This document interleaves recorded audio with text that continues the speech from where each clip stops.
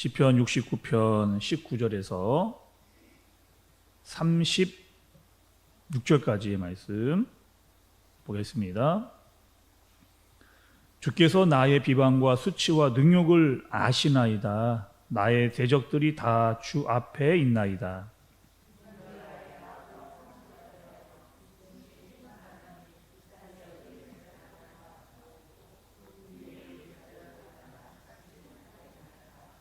그들이 쓸개를 나의 음식물로 주며 목마를 때에는 초를 마시게 하였사오니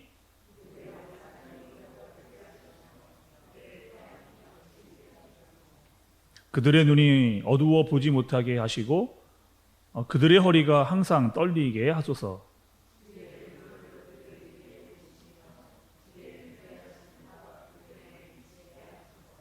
그들의 거처가 황폐하게 하시며 그들의 장막에 사는 자가 없게 하소서.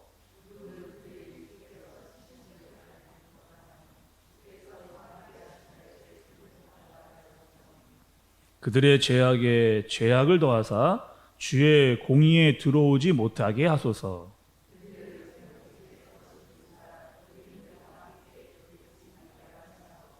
오직 나는 가난하고 슬프오니 하나님이여 주의 구원으로 나를 높이소서.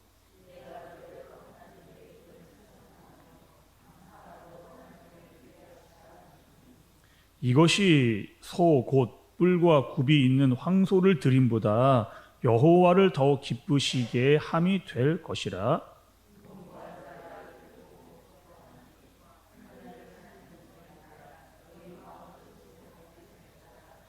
여호와는 궁핍한 자의 소리를 들으시며 자기로 말미암아 갇힌 자를 멸시하지 아니하시나니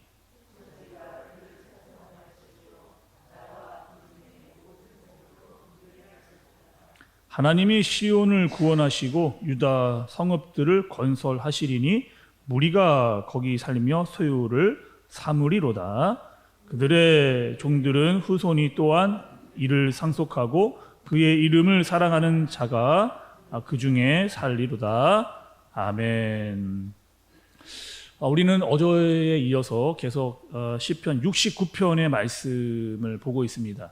어저께 말씀을 좀 드리면서 시편 69편의 아주 중요한 상황 또 주제는 절망 가운데서 드리는 기도, 절망 가운데서 드리는 기도 이렇게 말씀을 드렸죠. 또 마찬가지로 오늘도 그 흐름상에서 같이 말씀을 이렇게 이해하면서 살펴봐야 됩니다. 특별히 오늘 가장 첫 절 19절의 말씀을 보면 주께서 나의 비방과 수치와 능욕을 어떻게 해요? 아시나이다. 하나님께서 나의 슬픔과 나의 아픔과 나의 연약함을 하나님께서 아신다라고 이렇게 고백을 하고 있습니다. 여러 중요한 말씀들이 오늘 본문에 많이 등장하고 있지만 가장 중요한 말씀의 내용이 아닌가 하는 그런 생각이 됩니다. 하나님께서 아신다라고 하는, 특별히 나의 인생을 주님께서 아신다라고 하는 그런 고백을 다윗이 하고 있는 겁니다. 하나님께서 아신다고 말씀을 하시는데 어느 정도 아시느냐? 뭐 대충 어느 정도 피상적으로 그렇게 아는 것이 아니고 성경에 보면 하나님께서 우리를 아신다라고 이야기할 때는 굉장히 구체적으로 너의 머리털까지 세신 바 되시는, 그러니까 나보다 나를 더 잘 아신다라고 하는, 내가 모르는 부분들까지도 하나님께서 아신다라고 하는 그런 표현을 써서 하나님께서 나를 아신다 라고 그렇게 성경은 우리에게 표현해 주고 있습니다. 그리고 바로 이것이 다윗의 인생에서 아주 중요한 자기의 신앙 고백이었던 것을 우리가 알 수도 있습니다. 다윗이 왕이 돼서 인생의 성공을 하기도 했지만 또 왕으로서 짊어져야 될 굉장히 무거운 삶의 무게, 또 짐이 있었다. 그렇게 말씀을 좀 드렸죠. 어제는 그 짐이 전쟁이었습니다. 그리고 오늘은 또 보면 이 다윗이 참 많은 사람에게 배신을 당하는 그런 모습들을 살펴볼 수가 있는데, 이미 여러분 사울은 왕이 되기 전에도 사울에게 극히 이렇게 힘든 추격을 당해서 어려움을 당했던 사람입니다. 또 자기가 사랑했던 아들에게 배신을 당해서 왕위를 빼앗기는 그런 사람에게 대한 아픈 기억을 가지고 있는 그런 사람. 또 자신의 오른팔과 같았던 요압 장군에게도 수모를 당해서 쫓기는 신세가 되기도 했던 사람이 바로 이 다윗이라고 하는. 사람 때문에 마음이 아프고 힘들고 공고한 상황을 참 많이 만났던 사람이 바로 이 다윗이라고 하는 사람입니다. 그래서 노년이 돼서 누가 좀 나를 위로해 주리가 없을까 했을 때 그 마음을 참 이렇게 내놓고 이렇게 다 내놓고 이야기해 줄 사람이 참 찾기를 간절히 바랬는데 오늘 말씀 20절에 보니 바라나 찾지 못했다. 내가 정말 그런 사람, 내 마음을 내어주고 그들과 함께 이야기를 하고 싶었지만 바랬지만 찾지 못했다라고 하는 솔직한 고백을 다윗이 오늘 말씀에서 하고 있는 겁니다. 외롭고 쓸쓸했던 그런 시간들을 보내면서 기껏 나를 위로해 준답시고 오는 사람들이 어떻게 하느냐, 음식을 가져와서 나에게 주는데 그 음식이 바로 쓸개입니다. 목이 말라있는 내 영혼 가운데 붓는 것이 바로 식초를 마시게 한다라고 이렇게 고백을 하는 거죠. 이거는 위로한다고 찾아온 사람에게 할 짓이 아니라는 겁니다. 위로가 아니라 고통을 더 가중시키는 일을 내 주위에 있는 사람들이 나에게 하고 있다. 이렇게 다윗이 고백을 하고 있는 거죠. 마치 여러분 이 모습이 고통을 당하고 있는 예수님을 연상시키는 그런 모습입니다. 온갖 비방과 수치와 능욕을 당했던 예수님, 그 사람들에게 위로조차 내 옆에 그 아무도 없었던 홀로 그 길을 걸어가셨던 그 예수님. 또 예수님을 보고 있었던 무리들은 어떻게 했느냐? 예수님께 포도주를 마시라고 입에 갖다 댔습니다. 십자가에서의 이 쓸개를 탄 포도주는 예수님의 타들어가는 목마름을 해결해 주려고 하는 것이 아닙니다. 그냥 가벼운 제스처, 그냥 비아냥 같은 전혀 도움이 되지 않는 그런 모습이라고 볼 수가 있는 거죠. 우리도 여러분 이 땅을 살아가면서 마음이 참 이렇게 참담하고 비참할 때가 있죠. 누구에겐가 같은 이야기를 마음 터놓고 하고 싶은데 나를 위로해 줄 리가 없는 겁니다. 정말 마음을 내놓고 함께 이야기를 하고 싶은데 말할 수 없는 그런 사람들이 한 명도 있지 않을 때, 아무리 나를 위로해 주고자 하는 사람을 찾고자 하나 찾을 수 없을 때, 또 누가 나를 위로해 준다고 위로를 해주는데 그 위로가 전혀 나에게 도움이 되지 않습니다. 영혼이 없는 거죠. 그냥 지나가는 위로, 다 아는 위로, 누구나 할 수 있는 위로, 그런 격려와 위로가 나에게 아무런 소용이 없을 때가 있다는 사실입니다. 그럴 때 여러분, 우리가 하나님께 기도를 드릴 때 무릎을 꿇고 그 무릎 사이에 고개를 파묻고 나오는 주님을 향한 탄식은 주여라고 하는, 다른 이야기가 나오지 않고 오직 주여라고 하는 이 고백과 탄식밖에 나오지 않을 그런 기도를 우리가 드릴 때가 있다는 것이죠. 오늘 여러분 시는요, 다윗이 하나님께 드리는 탄원시라고 하는 시입니다. 탄원이라고 하는 이 말 자체가 자신의 사정을 호소하면서 도와주기를 간절히 바라는, 자신의 사정을 주님께 호소하면서 간절히 도와주기를 원하는 그런 기도. 하나님께 누구도 나를 위로해 줄 수 없고 도와줄 수 없어?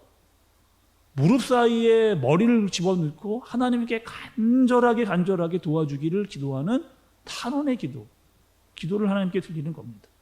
그 22절에 보니 그들의 밥상이 올무가 되게 하시며 라고 기도를 하고 있습니다. 이 밥상이라고 하는 것은 여러분 물질적 부요의 상징입니다. 그러니까 잘 먹고 잘 사는 것의 대표적인, 그러니까 원수들이 이렇게 살고 있는 거죠. 난 이렇게 힘들고 어려운데 원수들은 잘 먹고 잘 살고 있는, 그 어떠한 벌도 받지 않고 편안하게 살고 있는 그 모습을 보면서 이 시인이 너무나 마음이 힘든 겁니다. 그리고 하나님, 이 밥상머리, 가장 편안한 신앙을 보내고 있는 그때에 하나님께서 올가미로 덮쳐서 그들을 무너지게 해달라고 하는 그런 기도를 드리고 있습니다. 23절에 보니 허리가 항상 떨리게 해달라고 하는, 그러니까 히브리인들에게 이 허리는 힘의 상징입니다. 힘의 상징. 그러니까 허리가 떨리게 해달라고 하는 이 말은 그들이 힘을 잃고 나약한 자가 되게 해달라고 하는 비유적인 표현이라고 할 수가 있는 거죠. 그러니까 공의의 하나님, 나의 이 아픈 마음과 상황을 잘 아시고 나의 마음을 이렇게 힘들고 괴롭게 하는 저 원수들의 상황을 하나님께서 무너지게 하여 주옵소서라고 하는 간절한 기도를 하나님께 올리고 있는 이 시인의 고백을 우리가 볼 수 있습니다. 여러분, 다윗은 왕이었고 또 그 누구보다 가진 것이 많았던 부자였습니다. 사람들은 다윗을 참 부러워했고 또 다윗처럼 되기를 바랬습니다. 그러나 정작 다윗은 그 마음의 상태가 늘 부유하지는 않았다는 거죠. 그리고 주님을 사모하는 마음으로 가득해야만 자신의 그 왕의 자리를 감당할 수 있는 능력이 그 안에 생기게 된 것이죠. 어제 말씀과 여러분 오늘 말씀을 통해서 우리가 좀 이 다윗을 통해서 배워야 할 것이 있습니다. 그것은 바로 나의 시선을 어디에 두느냐. 나의 시선을 어디에 두느냐. 또 내 빠져있는 절망 속에서 나의 마음은 어떻게 해야 되는가. 시인은 이 고난 중에 이 절망 중에 어제 하나님을 향한 기도로 그것을 승화시켰습니다. 그리고 오늘 말씀을 보면 오늘은 찬양으로 하나님께 나아가는 모습을 볼 수가 있는 거죠. 나에게 어려움과 절망이 있지만 이 속에만 빠져 있지 않고 뭔가 꿈틀거리고 하는 그 시인의 모습을 볼 수가 있는 겁니다. 30절의 말씀을 보니 내가 노래로 하나님의 이름을 찬송하며 감사함으로 하나님을 위대하시다 하리니 이렇게 고백을 하고 34절에도 천지가 그를 찬송할 것이요 바다와 그 중에 모든 생물도 그리할지로다. 이렇게 우리도 절망을 만날 때 인생에 누구도 나를 도와줄 리 없다라고 생각되어지는 외로움이 찾아올 때 주여라고 하는 탄식과 그 어떤 말도 나오지 않을 그때에 여러분 우리 내면 안에 있는 절망 가운데로 자꾸 빠져 들어가시지 마시기 바랍니다.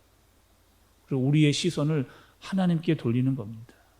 그러할 때 32절과 33절의 말씀을 보면 그 기도와 찬양 소리를 들으시는 분이 있고 우리의 마음을 소생시키시는 분이 있다라고 하는 그분에게 기도와 찬양을 올려드릴 수 있는 저와 여러분 되어지기를 간절히 바랍니다.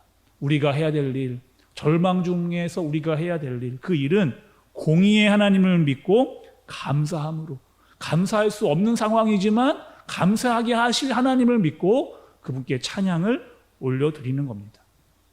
그러할 때 우리의 영혼이 새롭게 소생이 되어지고 나를 위하여 싸우시고 공의를 베푸시는 그 하나님을 만나게 되는 겁니다. 오늘 이 시간 혹여나 내 마음 가운데 절망이 있으신 분들, 아픔과 슬픔, 또 그 누구에게도 말할 수 없는 내 주위에 위로자 하나 없다라고 생각되어지는 분들이 혹여나 한 분이라도 계신다면 오늘 나의 시선을 나에게 집중하지 말고 나의 시선을 하나님께 돌려 기도와 찬양을 올려드리는, 나보다 나를 더 잘 아시는 주님께 나의 믿음을 주님께 올려드리는 주님의 귀한 백성들, 그리고 주님의 도우심이 임하는 귀한 시간 되어지기를 주님의 이름으로 축복합니다. 기도하겠습니다. 하나님 아버지, 우리의 아픔과 슬픔이 있다면 주님 외면하지 말아 주옵소서. 우리의 외로움 가운데 찾아와 주시고 우리의 동행자가 되어 주시옵소서. 나의 마음이 토로할 곳이 없고 내 마음을 내놓을 곳이 없는 그런 마음의 상태 중에 주님 찾아와 주시고 그 마음을 가지고 주님께로 더 가까이 나아가오니 우리의 아픔, 슬픔을 싸매어 주시는 주님을 만나게 하여 주시옵소서. 이 시간 기도를 올려드립니다. 그리고 찬양을 올려드립니다. 주님께서 기쁘게 받아주시옵소서. 예수님의 이름으로 기도드리옵나이다. 아멘.